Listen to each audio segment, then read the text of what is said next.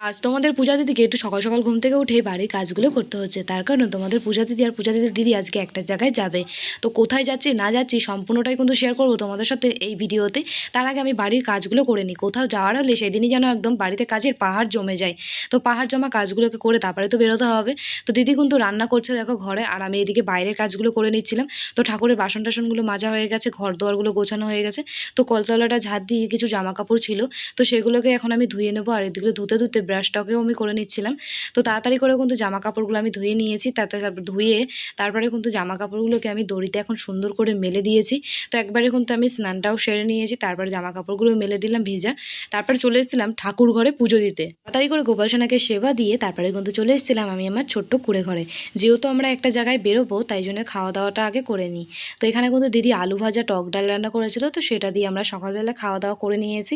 তো এখন আমরা সবাই বেরোবো, তাই জন্য কিন্তু খাওয়া দাওয়ার পরে যে বাসনপত্রগুলো রয়েছে তো সেগুলো আমি এখন মেজে বসে নেবো। আর দিদি মায়ের জন্যও রান্না করেছে, যেহেতু মা যাবে না, আমি আর দিদিই যাব। তো তাড়াতাড়ি করে কিন্তু আমি বাসনগুলো কলে রেখে এসেছি আর ডাইনিং টেবিলের ওপরটা মুছে নিয়েছি। ঘরের ভেতরটাকেও সুন্দর করে আমি মুছে নিলাম। তারপরে কিন্তু তোমাদের পূজা দিদি চলে এসেছিলো একদম কলতলাতে বাসনগুলো মাজার জন্য। আমি পর্দাটা দিয়ে দিয়েছি, তারপরে বাসনগুলো মাজতে বসে পড়েছি।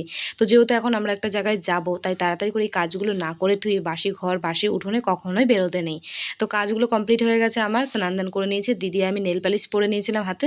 তারপরে আমি আর আমার দিদি রেডিও, কিন্তু আমি আর আমার দিদি রেডি শেডি হয়ে বাড়ি থেকে বেরিয়ে পড়েছি। তো যেখানটা আজকে আমাদের যাওয়ার কথা সেখানে যাওয়ার জন্য সেই উদ্দেশ্যে কিন্তু আমরা বাড়ি থেকে বেরিয়েছি। তো বাইরে প্রচণ্ড পরিমাণে রোদ্দুর, তাই বড়দিদি ছাতাটা কিন্তু একবার টাঙিয়ে নিয়েছিল। তো ছাতা টাঙিয়ে বাজারে আমরা ফাইনালি পৌঁছে গেছি, আর এখন কিন্তু আমরা গাড়িতে উঠেও পড়েছি।